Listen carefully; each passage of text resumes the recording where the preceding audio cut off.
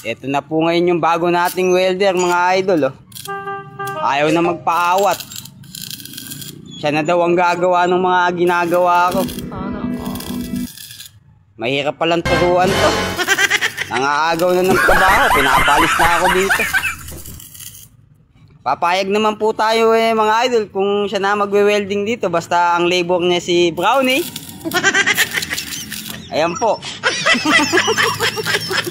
Ayan. Payag po ako. Ayan o. Galing na po ngayon mag-welding mga idol. Kahapon lang po yan.